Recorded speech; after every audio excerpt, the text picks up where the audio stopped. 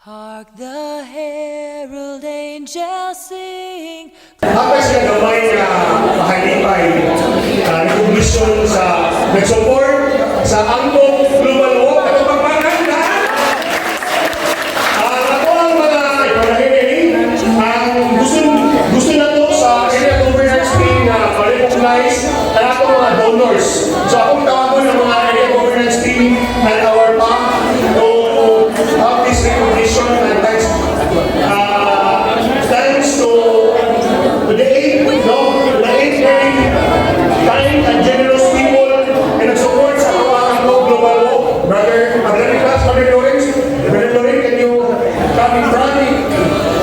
Una, usama na lang basa para sa talan sa UPK, the recognition is presented to the Legal City Mayor's Office for your generous sponsorship of the Angkong Global Walk held on 19th October in Legal City Public Plaza.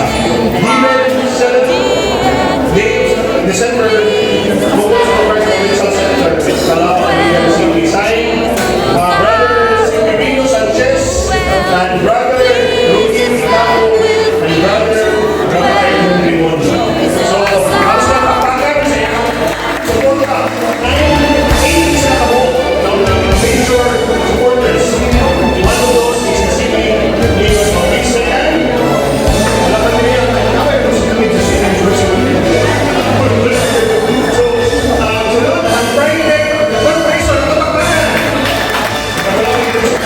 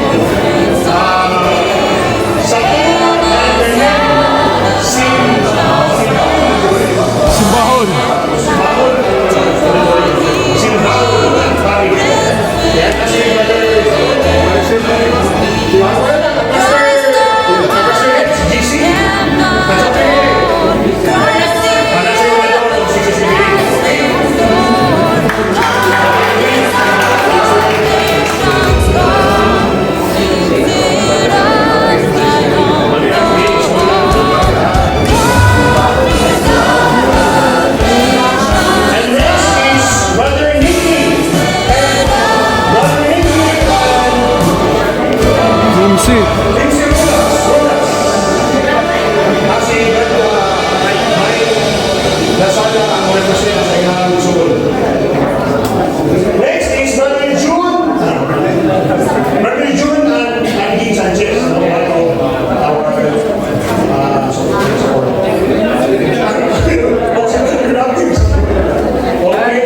And Municipality of Linamon, si Brother Randy Macapil.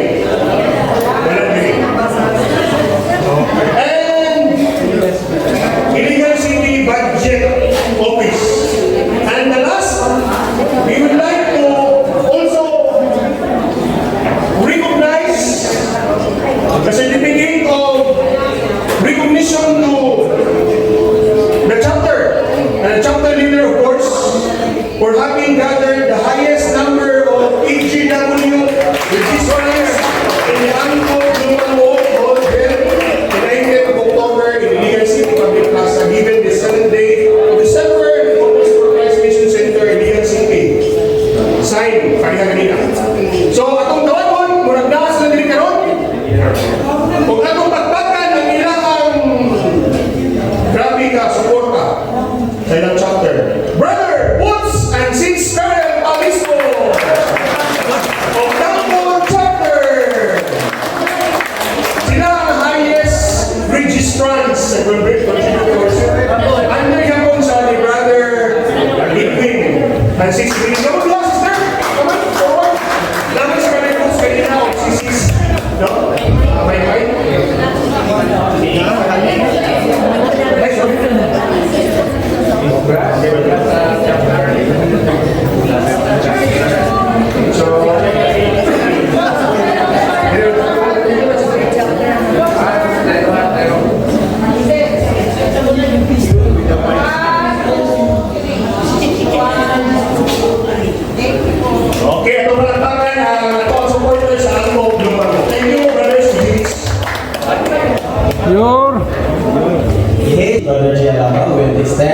a message to us all. Please, Brother Jay. Ayun mga pagtutunan, Merry Christmas ng tutunan, no? On behalf sa 416 delegates sa YMC Provincial Youth Conference na giheld last November 29-30, among ipaabot sa inyong dakong salamat, no? Tungkol sa inyong support,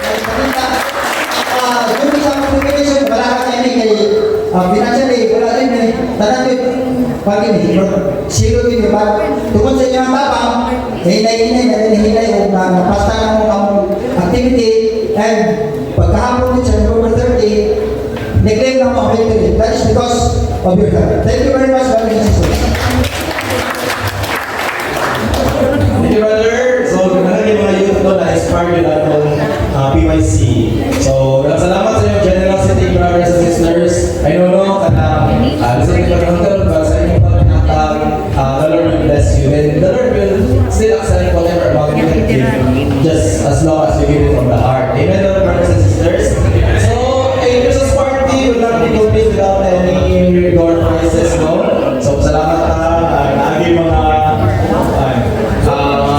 generous brothers and sisters. So, right now, we will find out kinsa ang makakuha.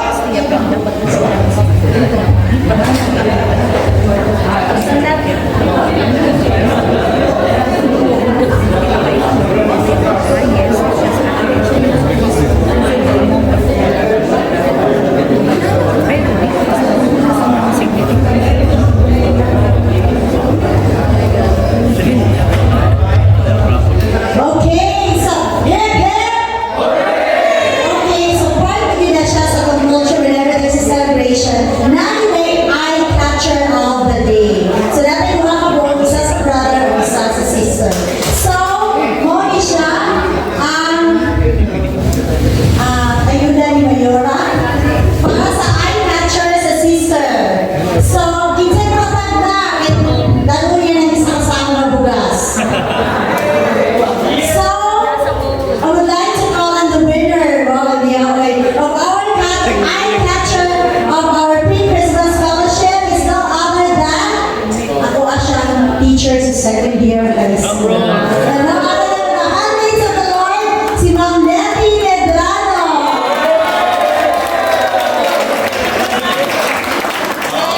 Congratulations, Ma'am. Balik mapagpapag, hindi siya Ma'am.